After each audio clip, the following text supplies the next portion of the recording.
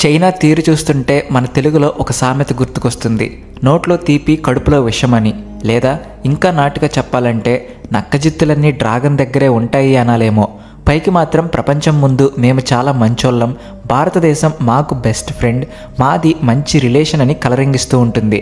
కానీ ground reality చూస్తే మాత్రం సీన్ మొత్తం రివర్స్లో ఉంటుంది. అసలు పాకిస్తాన్ ఉగ్రవాదులతో ఎలా డీల్ చేస్తారో మన అమాయకపు భారతీయ పౌరులతో కూడా చైనా వాళ్ళు అలాగే బిహేవ్ చేస్తున్నారు.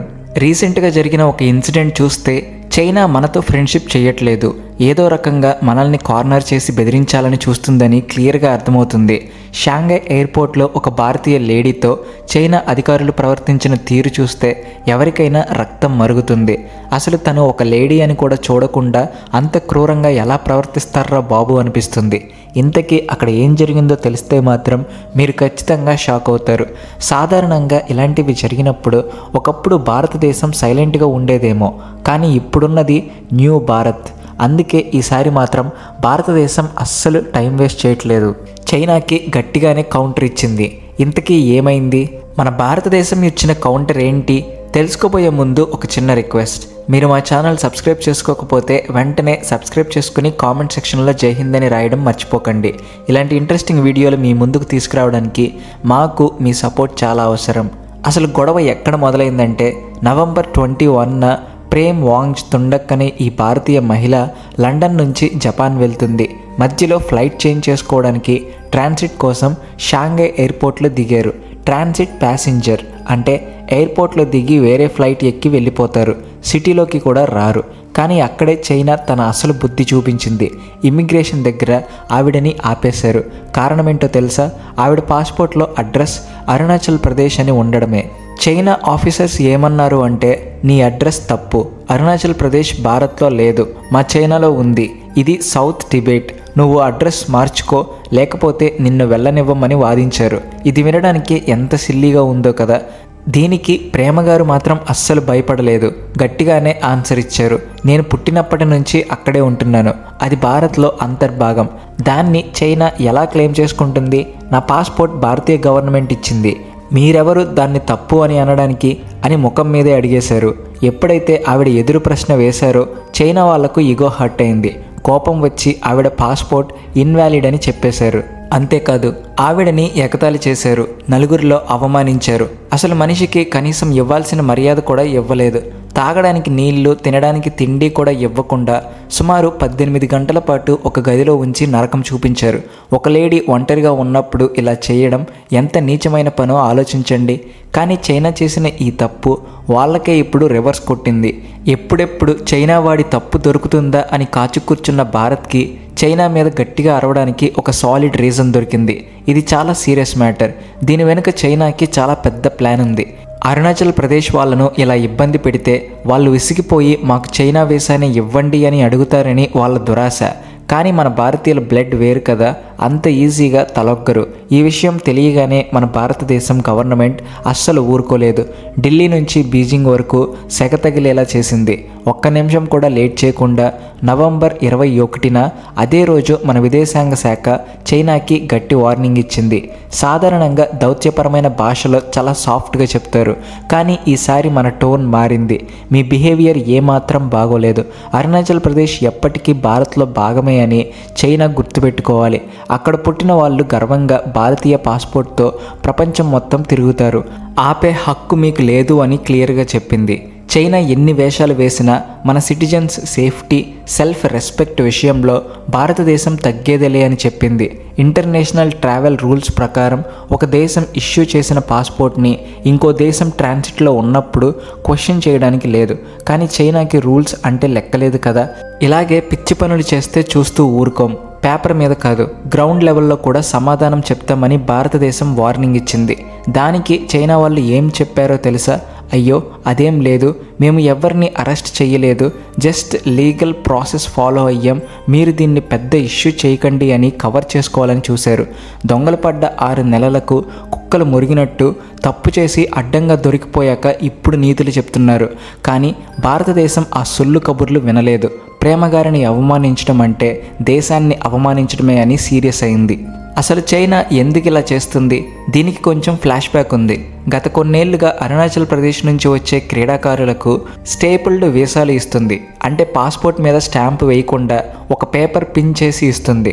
అంటే దాని అర్థం మీరు మా దేశం వాళ్ళే, మీకు వీసా అక్కర్లేదు అని చెప్పడం అన్నమాట.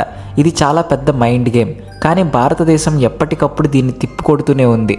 మొన్నటికి మొన్న అరుణాచల్లో ఉన్న 30 ప్రాంతాల పేర్లను చైనీస్ భాషలో మారుస్తూ ఒక మ్యాప్ రిలీజ్ చేసింది. దానికి మన వాళ్ళు మీ ఇంట్లో పిల్లోడికి నేను పేరు పెడితే వాడు నా కొడుకు అయిపోతాడా అన్న రేంజ్లో కౌంటర్ ఇచ్చారు. పేర్లు మార్చినంత మాత్రాన ప్లేస్లు మారిపోవు కదా. ఇప్పుడు ఈ విషయం ఇంటర్నేషనల్ లెవెల్లో హాట్ టాపిక్ అయింది. మీటింగ్స్లో శాంతి, స్నేహమని కబుర్లు చెప్పే చైనా చాటుగా ఇలా మన పౌరులను ఇబ్బంది పెడుతుందని అందరికీ అర్థమైంది.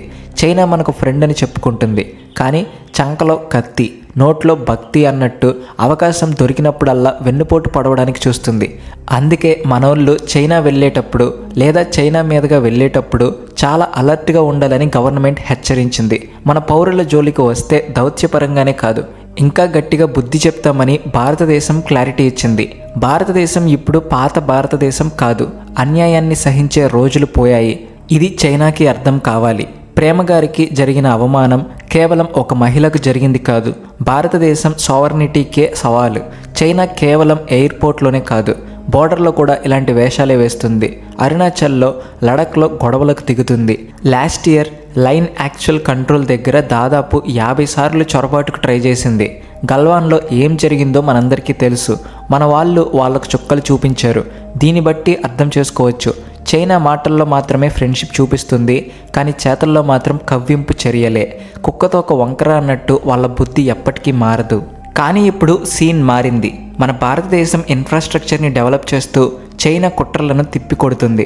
చైనాకి అసలు మండుతున్న విషయం ఏమిటంటే, ఒకప్పుడు బోర్డర్లో మనకు రోడ్లు ఉండేవి కాదు, ఇప్పుడు అలా కాదు.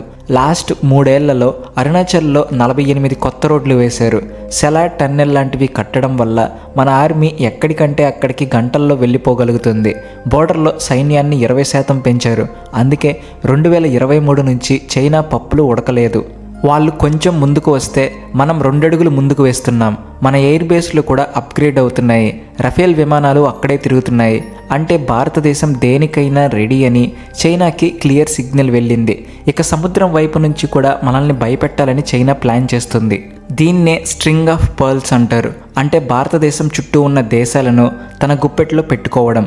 శ్రీలంక, మాల్దీవ్స్, పాకిస్తాన్, మయన్మార్ ఇలా అన్ని దేశాలకు విపరీతంగా అప్పులు ఇచ్చి ఆ ఉప్పుల ఊబిలో దించేసి మన మీదకు ఉసిగొల్పుతుంది. కానీ మన యాక్ట్ ఈస్ట్ పాలసీతో భారతదేశం గట్టి కౌంటర్ ఇచ్చింది.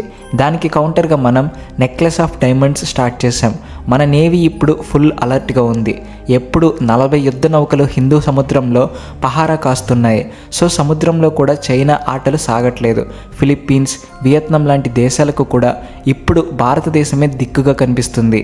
అన్నిటికంటే ముఖ్యంగా ఎకానమీ మరియు టెక్నాలజీ విషయంలో చైనా మనల్ని డామినేట్ చేయాలనుకుంది. భారతదేశం వాళ్ళ చావకబారి సామాన్ల మీద, వాళ్ళ కంపెనీల మీద ఆధారపడి ఉందని చైనా ఫీలింగ్. కానీ టిక్టాక్తో సహా మనం 200 చైనీస్ యాప్స్ని బ్యాన్ చేసి డిజిటల్గా గట్టి షాక్ ఇచ్చాం. అప్పుడు చైనాకి దిమ్మ తిరిగిపోయింది. అంతేకాదు, ఇప్పుడు మొబైల్ మ్యానుఫ్యాక్చరింగ్లో ఒకప్పుడు మనం చైనా మీద ఆధారపడే వాళ్ళం. కానీ సీన్ కట్ చేస్తే ఇప్పుడు యాపిల్ ఐఫోన్లే భారత్లో తయారవుతున్నాయి. చైనాని వెనక్కి నెట్టి భారతదేశం వరల్డ్లోనే 2nd లార్జెస్ట్ మొబైల్ మ్యానుఫ్యాక్చరింగ్ హబ్గా మారింది. ఇది చైనాకి మింగుడు పడట్లేదు. వాళ్ళ ఎకానమీ ఇప్పుడు స్లో అవుతుంటే మనది రాకెట్లా దూసుకెళ్తుంది. భారతదేశం నిలబడలేదు అనుకున్న చోటే చైనాని దాటి ముందుకెళ్తుంది. సో మళ్ళీ ఒక భారతీయ మహిళతో అసభ్యంగా ప్రవర్తించి ఎయిర్పోర్ట్లో ఏదో సాధించామని చైనా సంబరపడిపోవచ్చు. కానీ అది వాళ్ళ ఫ్రస్ట్రేషన్ని చూపిస్తుంది తప్ప బలాన్ని కాదు. చేతకాని వాడే ఆడవాళ్ళ మీద ప్రతాపం చూపిస్తాడు. ప్రేమ వాంగ్జ్ గారు ఒక్కరే కాదు, ఇప్పుడు 140 కోట్ల మంది భారతీయులు ఆమెకు సపోర్టుగా నిలబడ్డారు. భారత్కి చైనా ఇలాంటి చిల్లర పనులు చేసి బెదిరించాలని చూస్తే అది వాళ్ళ మూర్ఖత్వమే. ఇప్పుడు ఏ దేశం కూడా భారత్ని తక్కువ చేసి చూడలేదు. గ్లోబల్గా మన పరపతి పెరిగింది.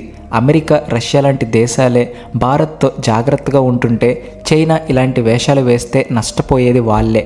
ట్రావెలర్స్ కూడా ఇలాంటి విషయాల్లో కాస్త అప్రమత్తంగా ఉండడం మంచిది. మన పాస్పోర్ట్ మీద మనకు ఎంత హక్కు ఉందో మన దేశానికి మన పౌరులను కాపాడుకునే బాధ్యత కూడా అంతే ఉంది. చైనాకి భారతదేశం ఇచ్చిన రియాక్షన్ కరెక్టే అని మీరు అనుకుంటున్నారా? మీ అభిప్రాయాలను కామెంట్ సెక్షన్లో రాయండి. వీడియో నచ్చితే please like and share and also thanks for watching.